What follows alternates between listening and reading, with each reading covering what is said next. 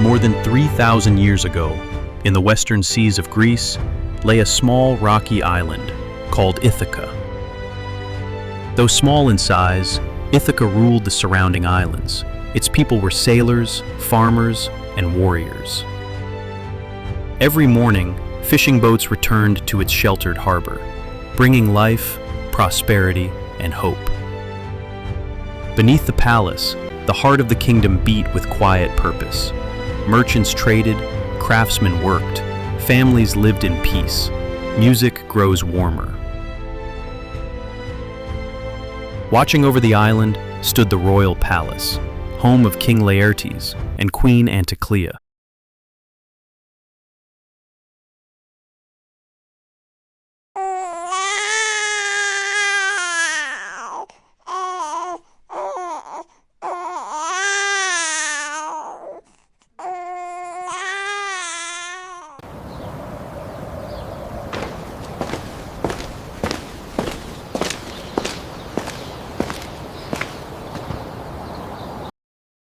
It's a boy! Sire, what shall we call him? Odysseus. The child was born into one of the noble families of Mycenaean Greece. His father was King Laertes, ruler of the rugged island kingdom of Ithaca. A wise and respected king, Laertes was known for his courage, his humility, and his devotion to his people. His mother was Queen Anticlea, remembered for her wisdom, her kindness, and her unwavering love for her son. Through his father, Odysseus belonged to the ancient royal line of Ithaca. His grandfather was Arcesius, whose descendants ruled the island for generations. His maternal grandfather was Autolycus, renowned throughout Greece as a master of wit, diplomacy, and cunning. Autolycus was said to possess an extraordinary gift for strategy and persuasion. Ancient tradition even claimed that Autolycus was the son of the god Hermes, the divine patron of travelers, eloquence, and cleverness. Whether history or legend, these stories reflected the qualities the Greeks believed Odysseus inherited: intelligence, resourcefulness, and a mind that would one day become as famous as any sword. And so, the young prince of Ithaca began the journey that would one day change the ancient world. King Laertes taught his son a hard truth, that wisdom was greater than pride, and that a king must first learn to serve. Before a prince could command men, he first learned to understand nature. No battles yet, only learning. Ithaca was an island. The sea was its greatest teacher. Here, Odysseus learned that the sea rewarded neither strength nor pride. It rewarded only patience. It rewarded only judgment. He trained with spear, sword, and shield. Yet even then, his greatest weapon was never his arm. It was his mind.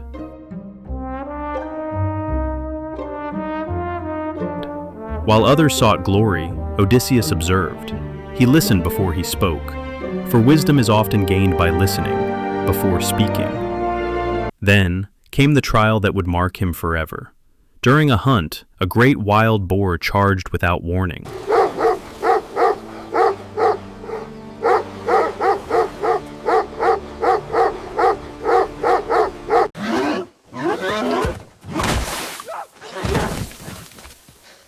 Odysseus stood his ground and killed the beast, but not before its tusk cut deeply into his leg, a scar he would carry for the rest of his life.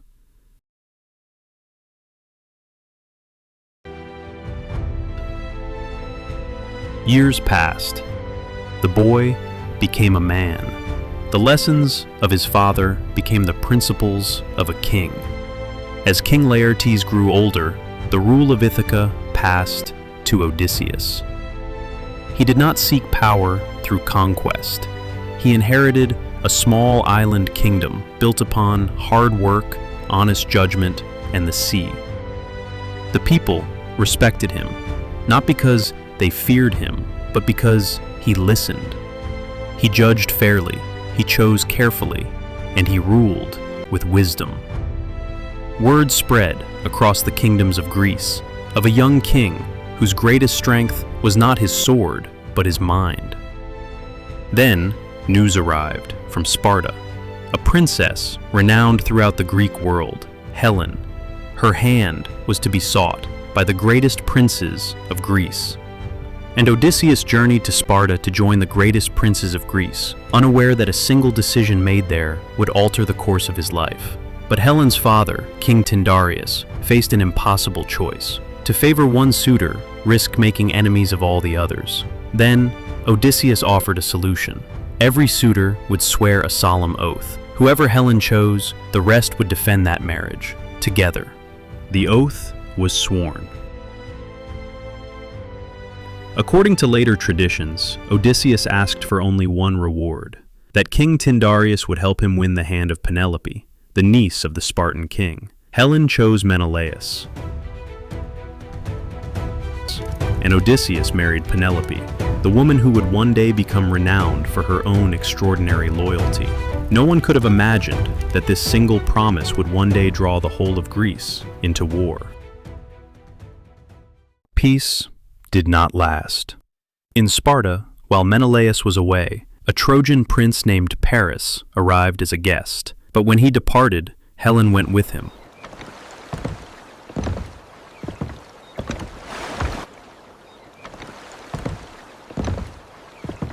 To Menelaus, it was an outrage. The oath was remembered. Across Greece, messengers rode, calling upon every king, every prince, every hero to honor their promise.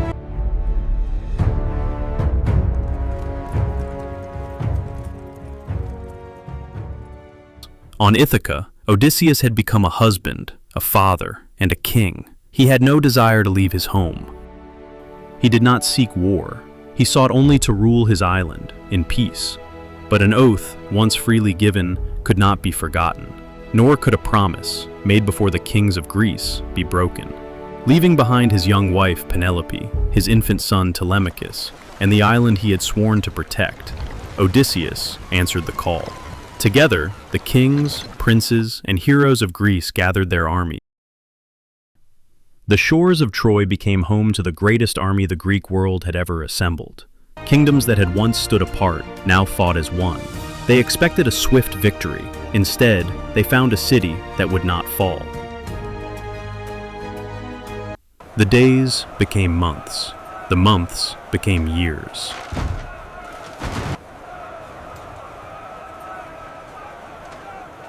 Still, the walls of Troy remained unbroken. 10 years changed every man. Among the Greek heroes, there were warriors of unmatched strength. Achilles, the greatest fighter of his age.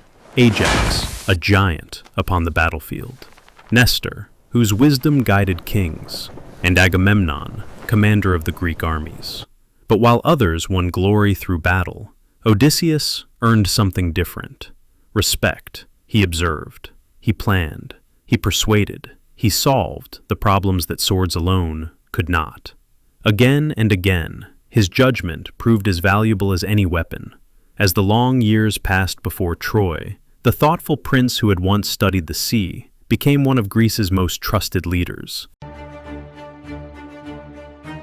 10 years had passed.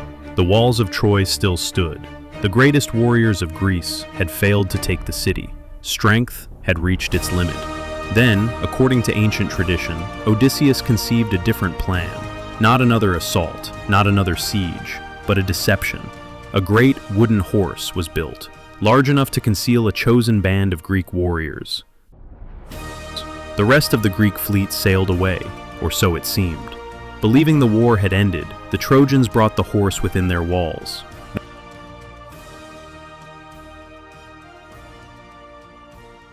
That night, while the city slept, the hidden warriors emerged.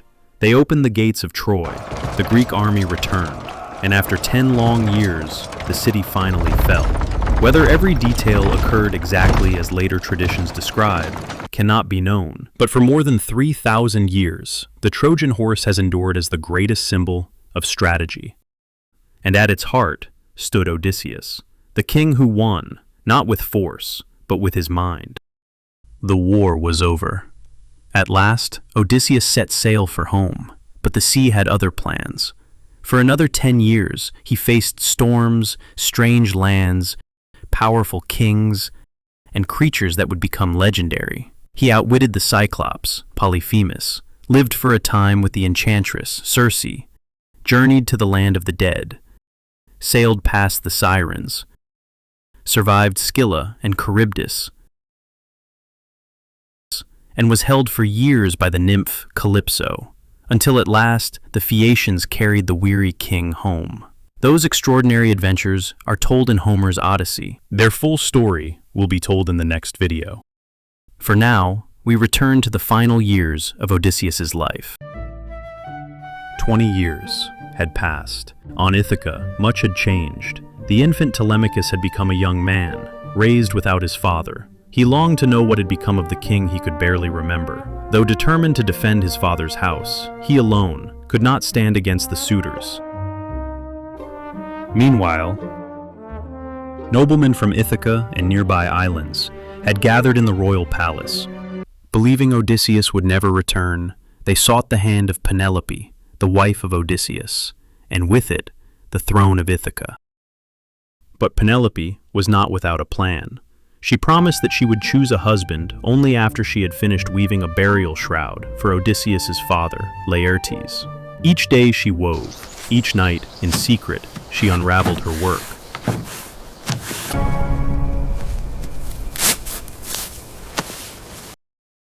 Yet, though determined to defend his father's house, Telemachus alone could not stand against the suitors. Far from home, the long journey had ended. At last, a seafaring people, the Phaeacians, welcomed the weary king.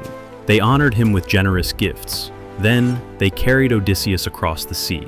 Exhausted by years of wandering, he fell into a deep sleep. While he slept, they bore him ashore and quietly departed. 20 years after leaving Ithaca, Odysseus had finally come home. But he did not return to his palace. According to Homer, the goddess Athena changed his appearance so that he could see what had become of his kingdom. The home he had left 20 years before was no longer the same. Suitors filled his palace, living off his wealth, waiting to claim his throne. Only a few remained faithful. Now, the time had come. Disguised as a humble traveler, Odysseus entered his own palace. No one recognized their king. Not the servants, not the suitors, not even Penelope. Only one old companion knew him, his faithful dog, Argos, who had waited 20 long years. Seeing his master one last time, Argos closed his eyes and died. Soon after, as an old nurse washed the stranger's feet, her hands paused. She felt a scar, the very scar left by the wild boar so many years before. She knew her king had come home, but at a gesture from Odysseus, she kept the secret. Then, father and son were reunited. Together, they prepared to reclaim their home. Meanwhile, Penelope, still uncertain, announced one final trial. Whoever could string Odysseus's great bow and send an arrow cleanly through 12 axe heads would win her hand. One by one, the suitors stepped forward. One by one, they failed. Then, the unknown stranger asked for the bow. He bent it with ease. The string sang. The arrow flew true, straight through all 12 axe heads, and in that moment, the king was revealed. The suitors had feasted in another man's hall, consumed another man's wealth, and dishonored his house. Their time had ended. Then, Odysseus raised his bow. His first arrow struck Tyndareus as he drank from the king's own cup.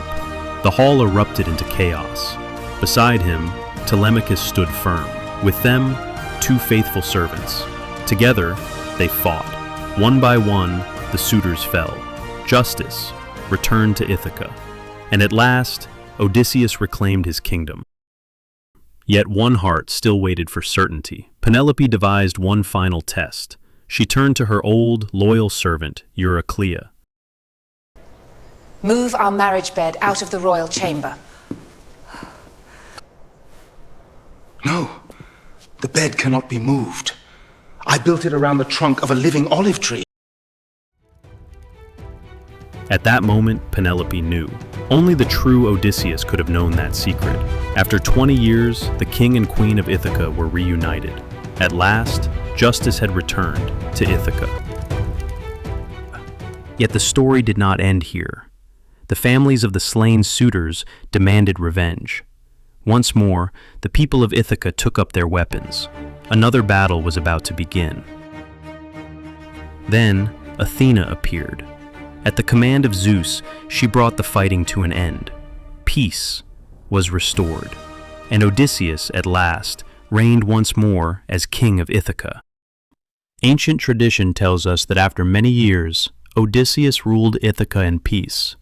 But long before his return, the prophet Tiresias had foretold that one day his death would come from the sea. In time, a young man named Tyndareus set sail, seeking his father. He was the son of Odysseus and Circe. He did not know that he had reached his father's kingdom.